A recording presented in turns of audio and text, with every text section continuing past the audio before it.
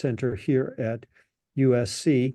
And I'm going to do a promotion for the series, and then I'm going to turn it over to Gabe Kahn to moderate the session.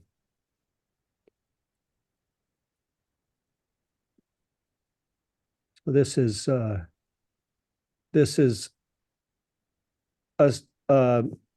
panel that we'll have next week, and it pairs with this one. This is writing an this seminar is about writing an op-ed, and next seminar is about writing a commentary.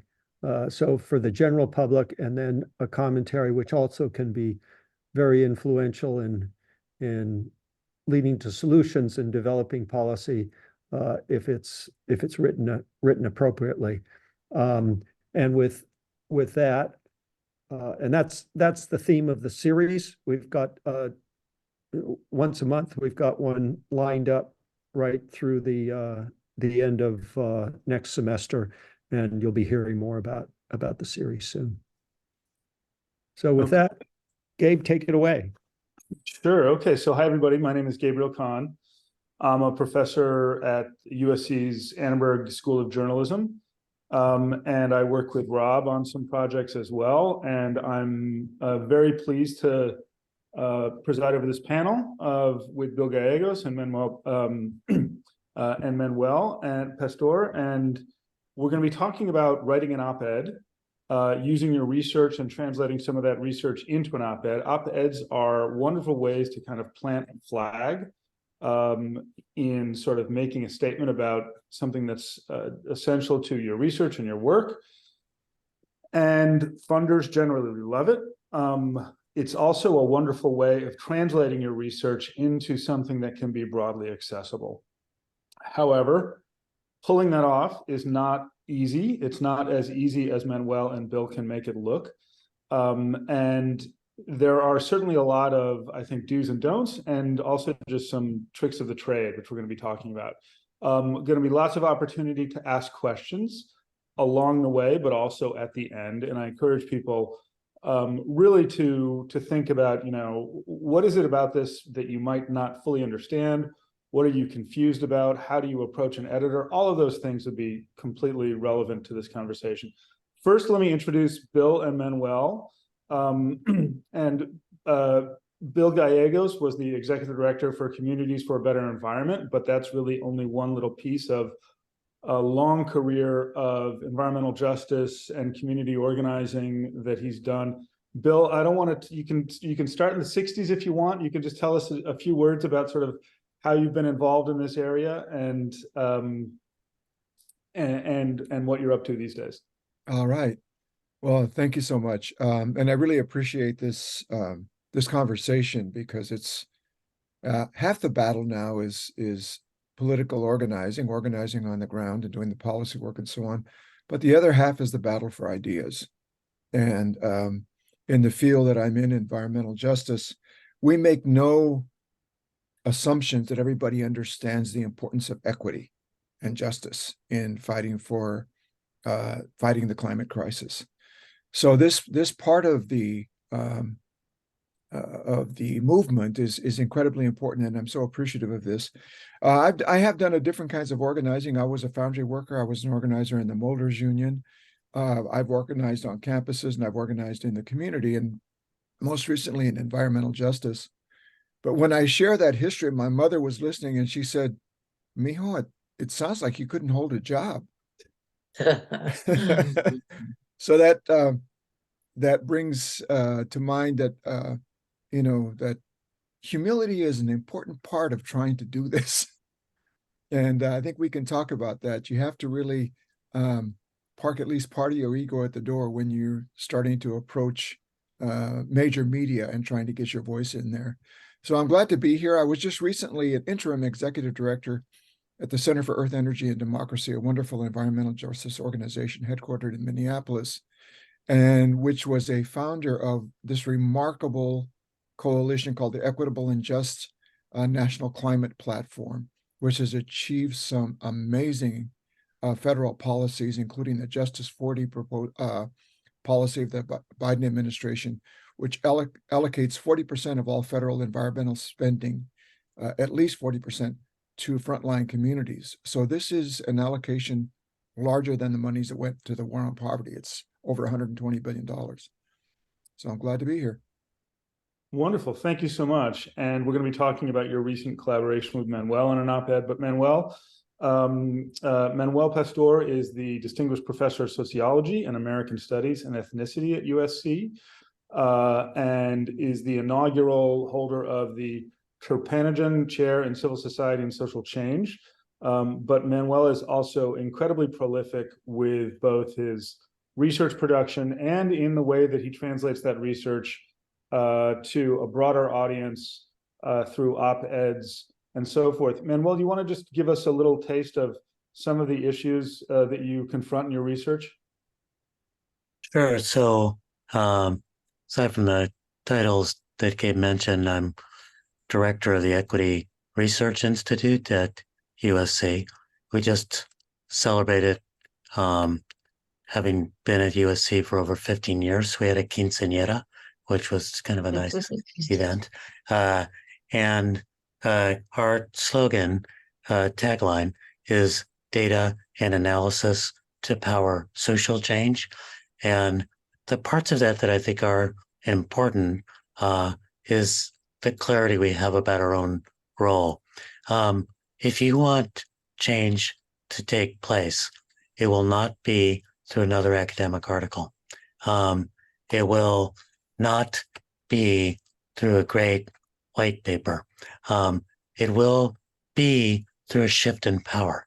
And that shift in power usually occurs through community organizing, social movements that tip the scales in a way that might favor equity. And so we understand that our data and analytical work can actually provide an undergirding for policy change, but policy change won't take place unless there's an organized group like the EJ communities and EJ movement that can actually elevate the issues and change the political calculus so change takes place. That can be a very uncomfortable line or bound. Usually it's a boundary in the academy, so it could be a very uncomfortable line to be surfing. But I guess that's what I've been surfing my entire career. I started academic work at Occidental College, and it was actually there that working with community-based organizations to raise the minimum wage in the state of California back in the late 1980s that I fully understood the power of organizing to move policy. And then I've been working on environmental justice issues since the mid-1990s, and then in the 90s and in the aughts with the Communities for a Better Environment and Bill Gallegos.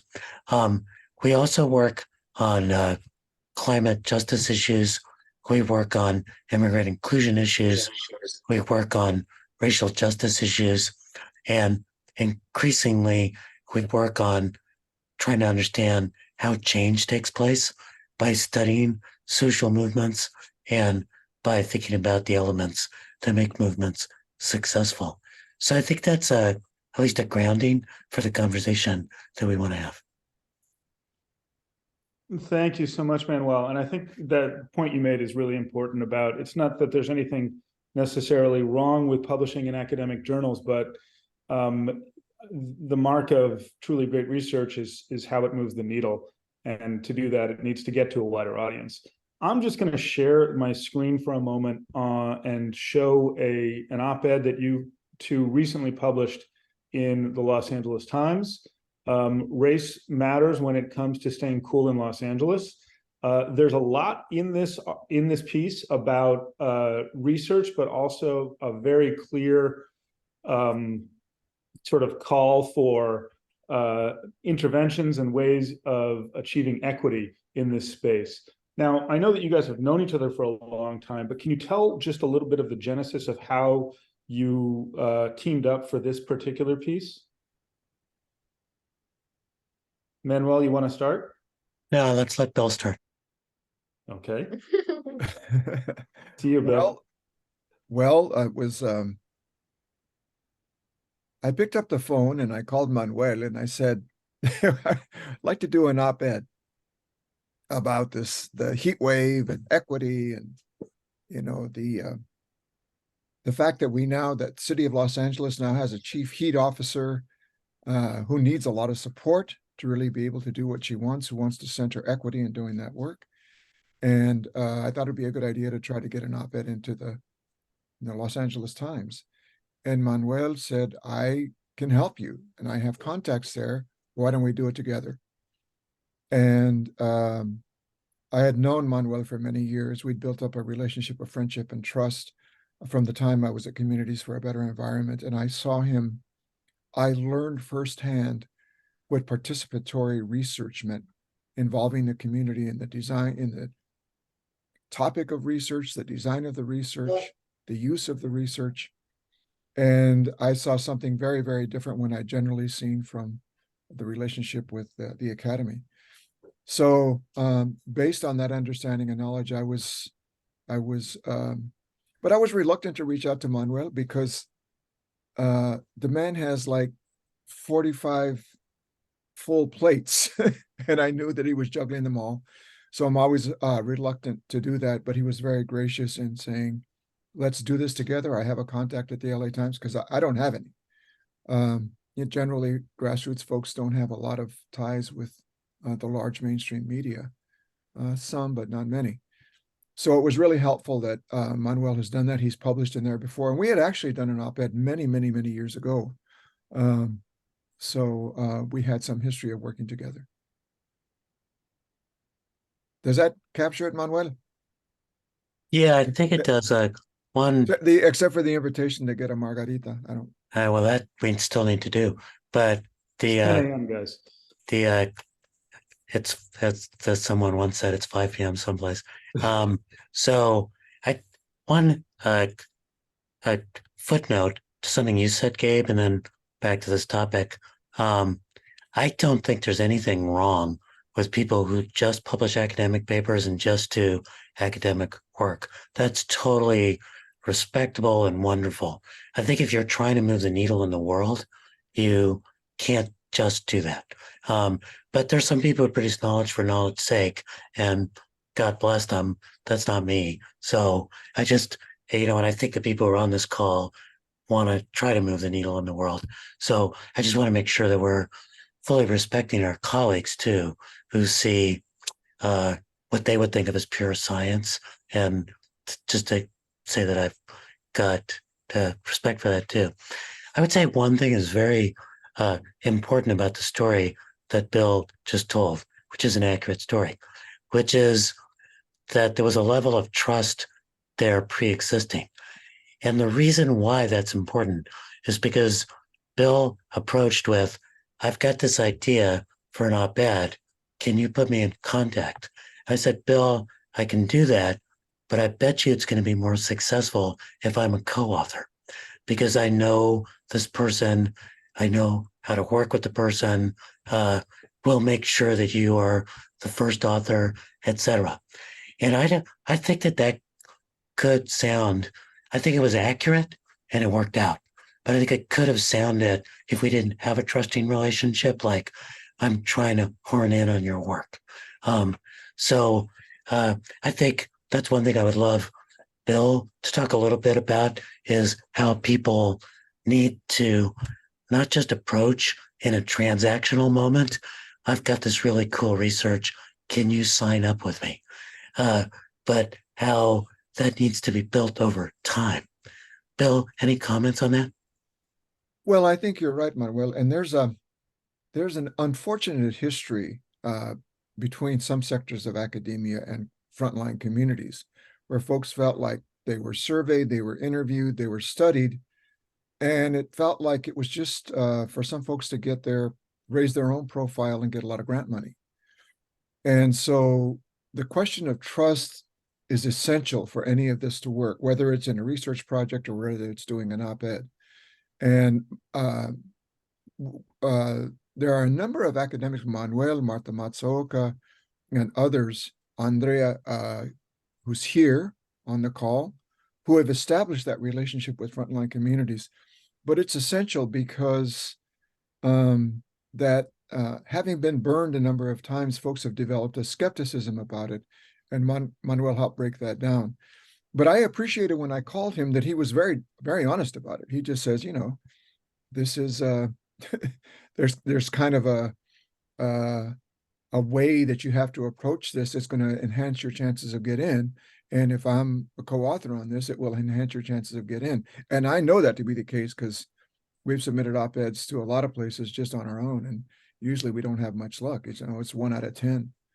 So it was, again, I appreciated it. Not that the reason I appreciated Manuel's offer is because I trusted him, but I also recognized just what his workload is like. And it was just, I was very appreciative of the fact that he saw this as important and was able to, and I think because he trusted me.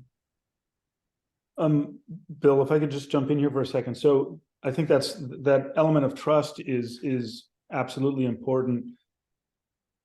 When you first came up with this idea, I'm curious about the genesis of the idea and the final product, and a little bit about the process in between, because of course, I'm a longtime sort of journalist and editor, and a lot of what I do is try to get students and others to like narrow, hone, focus a big jumble of ideas. Can you talk about what maybe sort of your first idea about what you wanted to do, and then how the process of how you guys came up with a very sort of elegant theme that focuses the mind?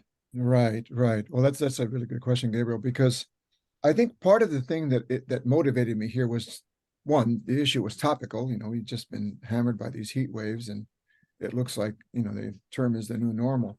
But I've also developed a relationship with Marta Segura, who is now the chief heat officer for the city of Los Angeles. And we've had regular contacts about the work she's doing, the support she needs, and the relationship she has with the environmental justice community in Los Angeles.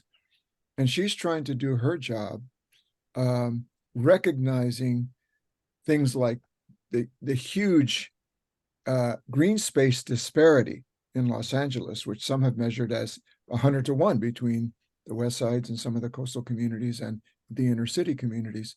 And that affects just how people can survive these heat waves. So we've had a lot of conversations. So having my conversations with her in a connection with the actual work she's doing to help the city really address this inequality and the topicality of the question, that kind of combined to really say this should be the time to do this, because getting this out there would really serve the frontline communities that Ms. Segura is really trying to help. So, Bill, with the idea that you had sort of coming about this, that first of all, I want to mention this, and I'll mention it probably a couple of times during this session. It was August when this was published.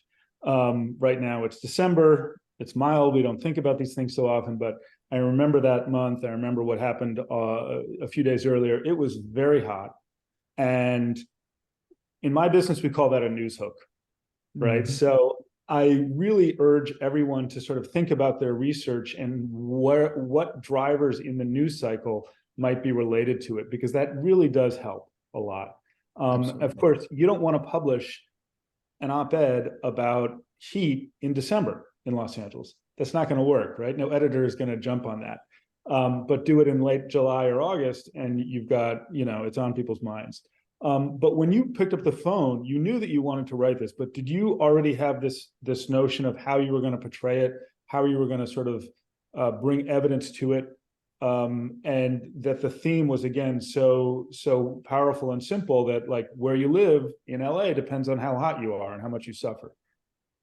Or did you guys I had done a fair amount of thinking about this and actually worked on an initial draft.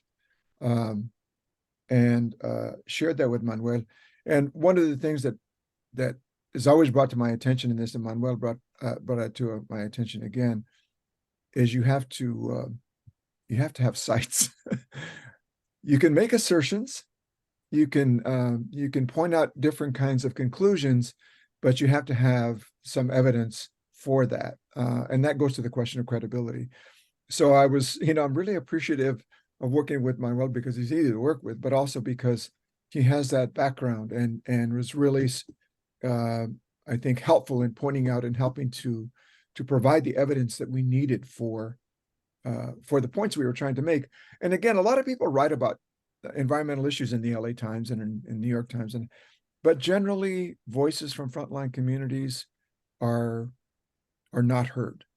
A lot of Bill McKibben, a lot of Naomi Klein, a lot of folks in the Sierra Club, Ben Jealous maybe, but very rarely do you hear anybody from environmental justice organizations or from those communities. So we felt like, this was offering a different perspective, an important perspective, but one that's not usually heard. And Manuel, do you recognize that as being sort of a unique contribution that Bill could give? And you had the science, and then there's a little bit of a sort of mashing it together in order to make this final argument. You want to talk a little bit about the process of merging that science with that experience? Yeah, well, I would, this was really Bill's idea. Bill brought the idea of focusing in on the heat waves, had kind of an argument that was in the piece. And so, and I want to lift that up because I think we often think ideas come from the academy when my inspirations usually come from talking to people like Bill or other organizers in the community who are thinking about really interesting issues in very interesting ways. So, I think of sometimes the work I do as community wisdom with footnotes. So I, what Bill said is absolutely clear, true, and honest, is that he approached me with this idea. And then, Bill, you went off mute. Do you want to say something? And then I want to talk about how to write an op-ed. Well, yeah, that was the point. I mean, part of what made this work too is Manuel and I are both experienced writers. And I knew that Manuel could write this in a way that didn't say problematique every other sentence, that he would know how to put this out there. And so that helps. But there's a lot of grassroots organizations that don't have that experience. And I think we need to find a way to support them. So, for example, I've asked people to write op-eds, and I say, I will help you. Because they're self-conscious about their writing, or they haven't done a lot of writing, don't have a lot of writing experience. I mean, it made it easier for Manuel and I because we've done a lot of writing and we published.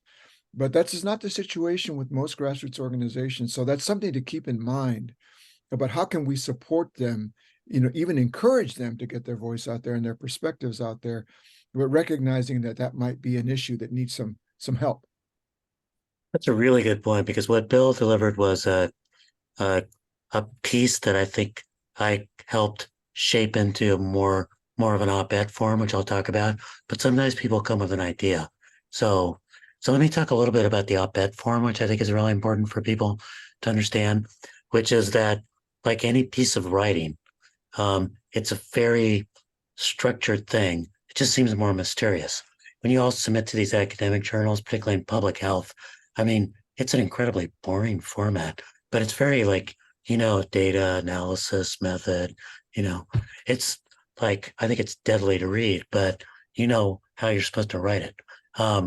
So in an op-ed, it needs to be short, 650 to 800 words. If you're lucky, it can get a little bit longer. Our piece was a little bit longer, I think, because the editor wound up liking it. It needs to be pointed. It needs to have an argument and actually make a point. It can't be, on the one hand, on the other hand, this is very complicated. I mean, you can put nuance in it, but you should be making a point. Third, it actually does, as Gabe said, need to have a hook. For our piece, the two hooks were the heat waves of the summer, but also Pacoima and the announcement at the Pacoima Wash of a greening initiative. So that gave it both a global interesting hook and then a sort of a local hook that might make the LA Times interested in it. So I think that's important. Fourth, it needs to tell a story. So you need to think about narrative. And I think if you look at that piece, And if you look at other pieces, when people approach me about writing and they're having challenges, first thing I do is go, what's the rhythm? If you look at that piece, the paragraphs are about the same length. If one is going to make a big point, it's just one sentence for a paragraph. There's a rhythm to the writing. There's a story there. And that's not how we usually write. In your academic papers, you can have a paragraph that goes on for a page and then some short ones. That's just not going to work in an op-ed. It's got to have a rhythm. You've got to fact check. The editor is going to fact check you. And in particular, if you put out a message and someone says, you got the percentage of hot days wrong, you're going to be undermined in that. So, when you send in an op-ed, it's usually got a lot of hyperlinks to the studies and to the facts that back up what you're going to be saying. For example, the Justice 40 doesn't actually apply to all environmental spending. It applies just to the energy part of the IRA portfolio, and now they're extending a little bit more. So you could say it's guiding environmental spending, but you better say it's guiding this particular part of environmental spending, Right. and you should really footnote it so that people know that fact. Two other points. You can't sell your report or your organization. If you're trying to lift up a report you just did or your own organization, you have to make that a muted part of the message. If you're selling too hard, they don't want it. They want an opinion piece, not a sales job. So one of the things Bill's organization, CEED, that he was interim executive director for, had a big role in Justice 40, particularly the Justice 40 Accelerator. And Bill, you could talk a little bit about that. But we actually muted that part of the story because I was really worried that they would see it as trying to sell CEED instead of trying to make an argument and an idea. The last thing, which I would say, particularly for academics, but for others as well, is to be humble. The first part of being humble is if you're working with community-based actors, realize there's a lot of wisdom there and a lot of inspiration. And like I said, Bill had this thing written, really, and I helped shape it into what looked more like an op-ed that would get accepted. But the humility goes the other way. And Bill and I both experienced this. It was a very good editor. She reworked things. Mm-hmm. And we just kind of went, unless it was really doing violence to the message, you just go, good edit, instead of feeling like every word that I wrote was precious. Or they can make a mistake to try to make something read better, and then it's sort of statistically inaccurate, so you want to correct that. But another part of being humble is to realize these editors are pretty good at what they do. So if they're moving stuff around in your argument, they're probably right. So your first reaction should be to be humble and see whether or not the editor is actually making good changes. And Bill, would you agree that that editor made good changes? Well, yeah, I think there's no doubt that in any kind of writing that you do that's going to be published, you pretty much have to leave your ego at the door. But I think we were fortunate in this case because, there's good editors and not so good editors. The editor we had was excellent. And I think she was also not just this is how it is. She was suggesting changes, and then we worked with that. But one of the things that I had forgotten and that I really was reminded of is you have to be very patient. I thought this was going to go in a couple of days. I thought we get the edits, we get it in, it's there. It took a while. And it was worth the wait because we got it. I think we really got it right, and we got it so we could have an impact. And, but I had forgotten that just, they get hit up, I'm sure, 100 times a day with great ideas and great articles and great op-eds. So this was really, but it's something that you had to be ready for. And if you haven't done it before, because you're saying we need to get this in now, but you have to have patience. You have to be willing to work through the editing process. And for certain, you have to really park your ego at the door. I want to just say that both you guys are speaking my love language here. Manuel, you just put together some really excellent points about this. There were a lot of them. I want to just try to sum up some of them because I think that people can hear this again and again. And this is to paraphrase some of these things, but one is there's a huge difference between a topic and a theme, right? And I get this from my students all the time. Like, what do you want to write about? And they give me a topic. No. A theme. My advice to them is always, if you can sum it up in one sentence, then we can move forward. Until you can sum it up in one sentence, you're stuck. Manuel, you also said that these op-eds need to tell a story, meaning that they need to have a beginning and a middle and end. You need to get to a different place by the end than you start at the beginning. But the other thing that I think that you sort of alluded to is that unlike academic writing, do not save your conclusion for the final paragraph. Tell people what you're trying to say at the very top. As Winston Churchill once said, when you're going to tell people something, first tell them what you're going to tell them, then tell them what you just told them. I like the way that you guys get that message in at the top, but then it builds on itself with the evidence and everything else, and we see that there's nuance to it going forward. One thing that I think is particularly difficult for academics, Manuel, is that when they are engaged in research and trying to present their research to a broader public, they sometimes get tripped up over the details of that research. And if I can, I just want to share another op-ed that you collaborated on. This one with Alvaro Sanchez. There is so much science in this op-ed that I was really impressed because I didn't feel like it was a mouthful. You're citing a number of different studies in this one. I'm just going to show people the headline here, so if they want, they can Google it, and I'll put these in the chat as well. But what advice do you have to particularly academics who are doing a lot of research, who can't quite sort of let go of that research and the details of that research to bring it to the sort of elegant, simple points that they're trying to make in an op-ed? Gosh, the thing that jumps to my mind is trying to figure out something else I could say, but so my father had a 6th grade education and was one of the smartest people I ever met in my life. And I always felt like, well, if I couldn't explain it in a way that he could understand it, I must be doing something wrong.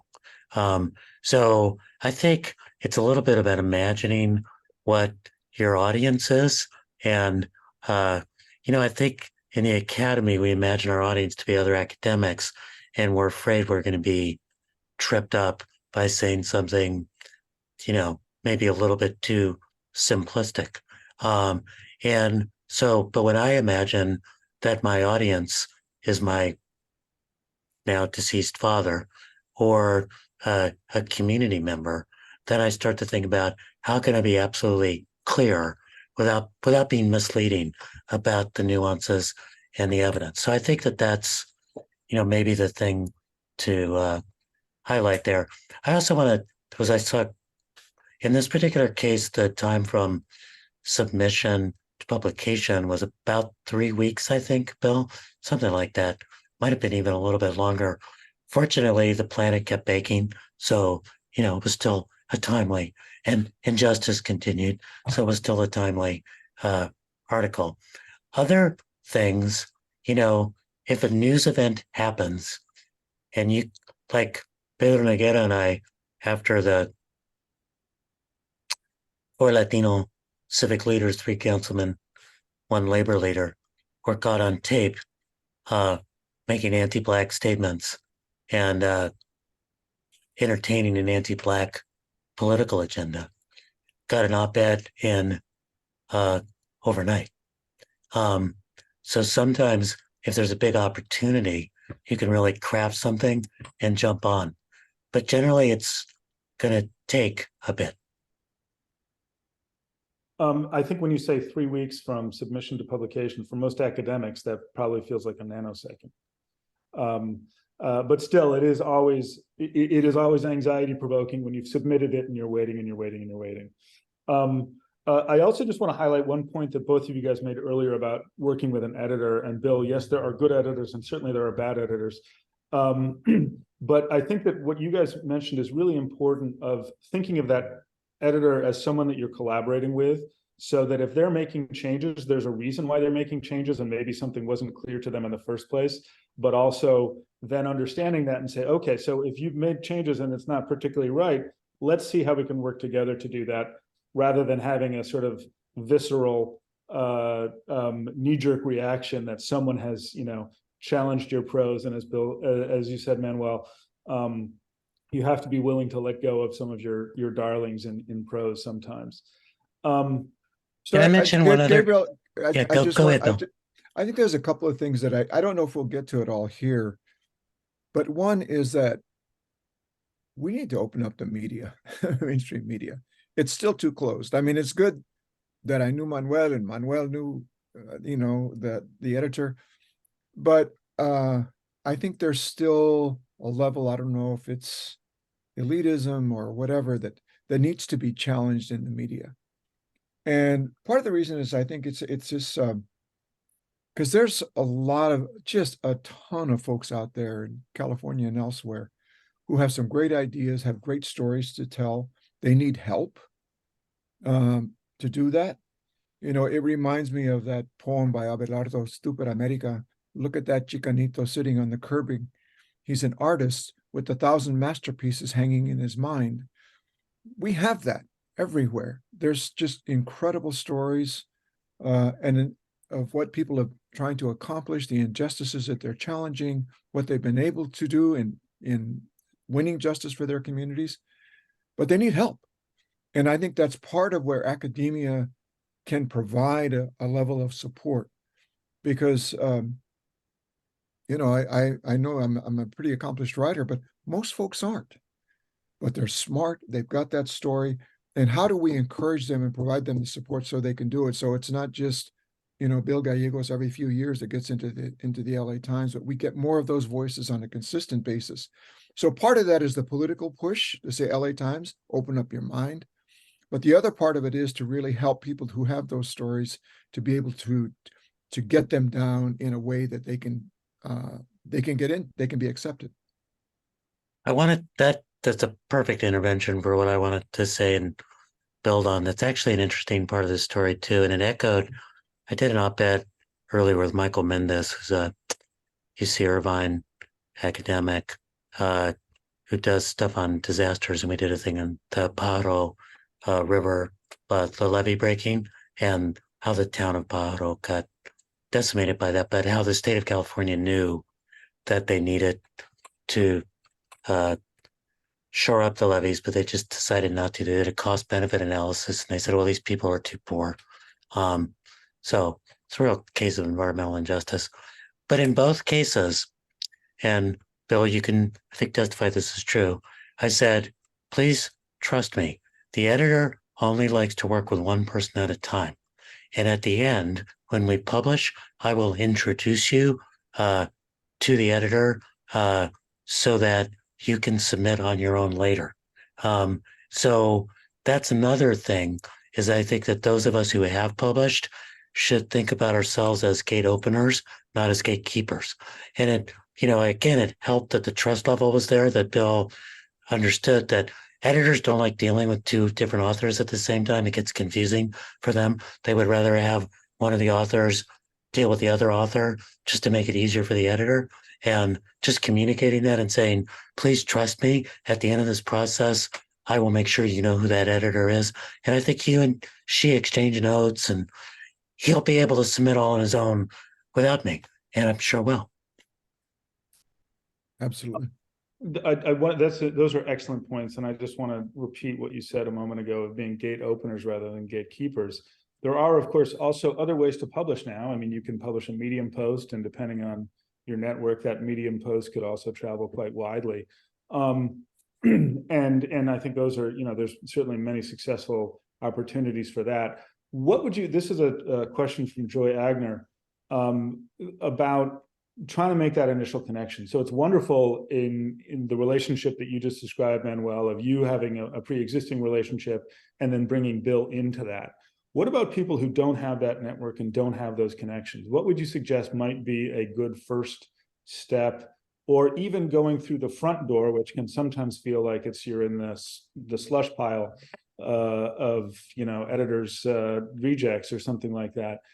Yet sometimes those do work. Do you guys have any thoughts about people who don't have that network and are trying to open up that door for the first time? No, why don't you start? Well, I approach it in different ways. There's over the years, you build up a lot of, in just doing the kind of work that we do, you build up a lot of connections and elected officials, appointed officials, people from the national environmental organizations. And you have to be unafraid to approach them and say, help us out. To expand the network, to say, we know these folks in Texas, they're working in the Gulf, they got a really, important story to tell, and they need somebody to help them out there. So you have to be able to do that. But I think part of the things that this requires is it requires resources for grassroots organizations to do this, because somebody has to be thinking about this. Somebody has to be thinking about communication. Somebody has to be thinking about how you build this work and how you build it for the movement. And this is partly goes to the question that we're not going to get into here today about philanthropy, because most grassroots organizations rely on foundations for support. And this is an increasingly important arena of their movement, but it's under-resourced, as is most everything else, but especially in this area, it's under-resourced. So one of the areas that, for example, that Manuel has helped before is he's opened the door to foundations for grassroots organizations. They know him, they trust him. And if he says, this is a good organization, you should give them some support, that's helpful. But especially in this arena of communications. So we can begin to really build up the capacity of this movement, because the national green groups have it, the League of Conservation Voters and all, they've got media departments, communication departments. Grassroots organizations don't have that. So part of it is how we can use the connections and the networks that we start to establish to help people build up their capacity. So part of that is how do you get the voices into a form that can be accepted by a newspaper? But the other one is just helping them build up their own capacity so they don't continually need to go asking for help. I would add to that on the sending submissions. So if you're going in the sort of opinion at LA Times kind of window, that it's important to make sure that the first paragraph jumps, because that's all they're going to read before deciding whether or not to look at the rest. So it's what you said, Gabe, about putting the story at the top, but not putting the story at the top like, here's what I'm going to say, like you would say before a lecture. Like, what's the story that's just gonna, jump at you? And I think in this particular op-ed, it was like, it's the hottest summer we've had, and it's not a one-time event. So how is it going to jump? A human interest, etc. Second is to develop those contacts and to go at them sideways, and maybe with, as Bill was saying, people you wouldn't even think of, to say, gosh, I'm trying to get in the LA Times. Who do you know? Who can you help me connect with? Or I'm trying to get in. And then also, I think one thing we haven't talked about is having a real clear idea of whether or not the piece you've got is LA Times quality, or is it the Fresno Bee? Which is cool too, because like a lot of people read that, but it's a different bar that you've got to hit, or whether or not it's Cal Matters, or whether or not, I mean, you name your venue, just knowing what the lane is for the work you're doing, so it actually hits that particular lane.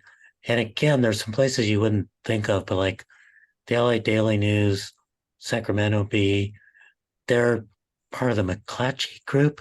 So if you publish an op-ed there, it like goes all over the country, because those are a lot of publications that don't have a lot of time to solicit opinion pieces. So if you get one in, you get a whole lot of play.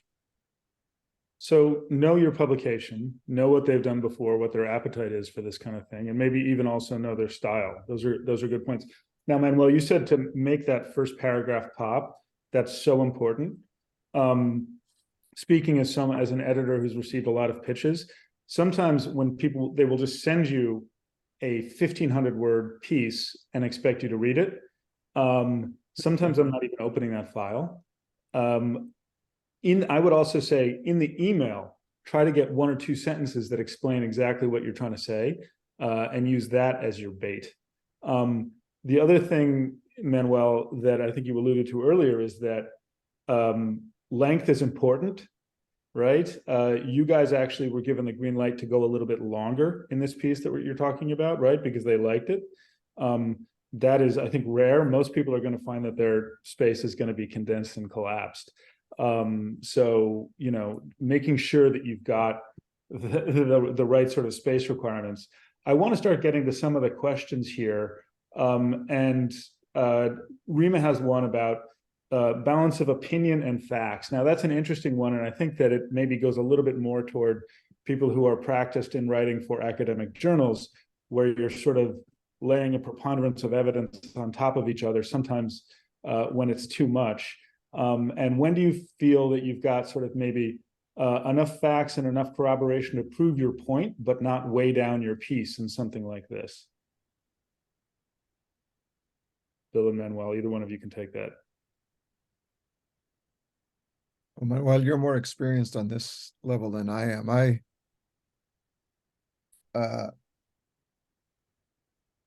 You know, there's the lived experience of a lot of these frontline communities. You know, I live in Linwood in Southeast Los Angeles, where I think has some of the worst air quality in the country. We got the 710 freeway, 40,000 diesel trucks. We were close to the ports, got rail yards. So when I talk to my neighbors and all of that, and we see every other kid on the block has an inhaler, our opinion is we're getting screwed. You know, that this is not what Although it's that like sounds like a fact. in Pacific Palisades.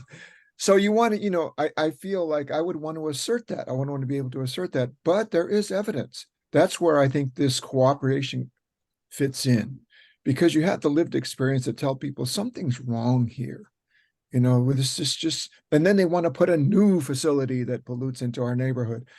So I think that's where the partnership, I think, between research and the lived experience of people in the communities is so important, because generally the opinions that they have are valid. But it really helps if you have someone that's done the research and says, you know what, absolutely. And we have evidence to prove this. So I think that's important. In terms of this idea of how we get in, you know what I would like to see, I'm on the editorial board of The Nation magazine, and I was able to organize something like this. I'd like to see, like, the editor that worked with us meet with a bunch of grassroots folks that want to do stuff, that want to submit things, and, you know, not with any guarantee that they're going to get in, but to know things like, you got to hit it with this. If this is the length that you got to work with, this, who knows that if you haven't done it before? But people can learn it, and they're willing to learn it. They want to learn it. And if they think that that creates a better opportunity, they will do it. But most folks don't know. It's a mystery. They have no idea how it works to get into the New York Times, Washington Post, the LA Times. So if we can build those relationships to the point where we can have this discussion, not just among us, but I could get 20 folks from environmental justice organizations in California together to have that conversation, and they would jump at the chance, because they don't know. You know, I'm learning as we're having this discussion. Sadly, we don't have too much more time left, and I do want to get to some of these questions. Anayana has an excellent one, which is really about sort of decorum here.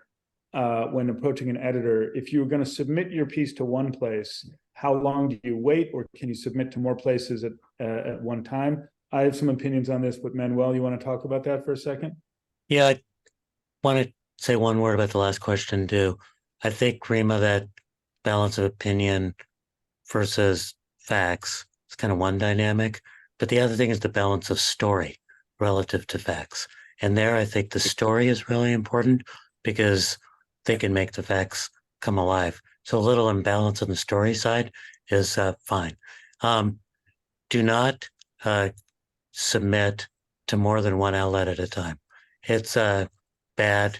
It will erode your relationship with an editor if that happens. Yeah. However, one of the things you can do is submit and short fuse your submission. Say, I'm sending this to you. Please respond in a couple of days. If you don't respond, I'll be moving on. So you don't have to simply be hanging there like you might be with some of the journals that you submit academically. The other thing, which frankly, again, this comes at after time, is for the LA Times, I submit nearly everything I write, if I think it fits, to the LA Times, and basically give that editor first right of refusal. So that if she says, and I say, I will give you first right of refusal if you can always guarantee you'll turn around and answer in 2 days. So she doesn't publish everything. She's not interested in everything, but I get a really quick answer on the stuff that she's going to publish or not publish. Then it could take 2 or 3 weeks to edit it, but we knew within a couple of days whether they were interested and would work with us. And that provided guidance. That can provide guidance for rapidly moving to someone else. And I'd also like to just address Rima's question here about cultural differences. Again, I think this is a question of how do we educate the big media about these questions. Because, for example, you have, the LA Times publishes Gustavo Arellano. He gets to speak in our voice. I love that. He speaks in our voice. But you don't see that on the editorial pages. You don't see that in the opinion pages very often. And I think that's a question of how do we open some minds here to say there's really important voices. They're willing to work with you, but they're going to express it in a way that you may not be used to, and it's valuable. That's excellent advice. We're unfortunately getting a little close to time, but I also want to say that, Bill, someone has assigned you the job now of creating an op-ed boot camp. So that can be your next task out here. Does anyone in the audience want to quickly raise their hand for one question? And before I hand it back to Rob, we can certainly pick this up. And I know that you guys are both available probably to this group should they have individual questions too going forward. This has been super helpful, and I love the way that you guys have collaborated. And Manuel, I just think it's also important to note that you're a serial collaborator. You just seem to partner with so many people, and I love this way of you trying to extend your network to others in doing this, and seeing that the sort of academic authority combined with the ground truth experience of some of the people that you collaborate with winds up in such a nice combination of sort of ideas and action and authenticity. Rob, do you want to talk a little bit about other sessions that are coming up and how people can... Let me just make a sort of a brief plug for the Be Heard series, and I'll make, and in particular for the commentary that we're going to have, the discussion of writing a commentary next week. Manuel, you started out by saying, that shaping ideas and the narrative is important for how ideas get get developed, and how eventually how policy gets made. And I think the idea behind our series is that we all work in ecosystems and in networks, and there's an academic network, and very often that doesn't overlap with a community network of the sort that Bill represents. And I think the idea of this is that the ecosystem expands, and that academics learn how to talk to communities, and that helps make our work more impactful. And it helps us get new ideas, as you suggested, Manuel. And I think I'm going to come to the defense of my colleagues who write white papers and commentaries. That's already a step beyond what we usually do. And I think commentaries in particular, if you do the work for a good commentary, you can team up with somebody and write an op-ed out of that. I think the two go together, and the hope is that people learn how to think beyond the ecosystem that we're in right now.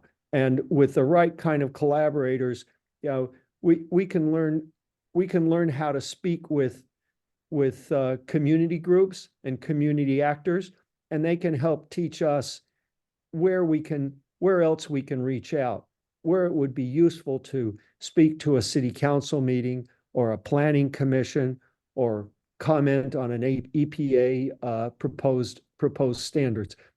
We aren't going to do all those things, especially as junior investigators, but we could do one. And that would be, if each of us did one, that would be a big step forward. That would be a whole army of new people doing the sort of work that Manuel is doing. And if you do one, then you might get excited, and a year or two later, you might do another one, because these things are fun. Anyway, so that's the promotion. Manuel, you have one last thing to say, maybe? Yeah, the one thing I want to say really quickly, because I realized these were just on the back of my table, just moving them out of camera. And we finished a book 2 years ago, and this is the comic book version of the book. It's published by an academic publisher, and it's called Solidarity Economics. It's a comic book version in English and in Spanish for popular education. It's a graphic novel. So op-eds are good, commentaries are good, comic books. I can see we've got another topic for the series. And Rob, I want to thank you so much for organizing this. And I just want to say, I'm never going to diss white papers. What the environmental justice movement has been concerned about is what we call research inequity, that there's just a dearth of really important research that needs to happen about the situation in frontline communities and what we're facing in terms of climate and environmental crisis. So we need more, but there's a place for everything, and it's all important. Well, thank you all, and thanks everybody for joining. Please tune in next week. You'll all get announcements if you haven't seen it already for the one next week that's being co-hosted with the International Society for Children's Health and Environment. Thank you all. Thank you. Bye-bye, everybody. Great.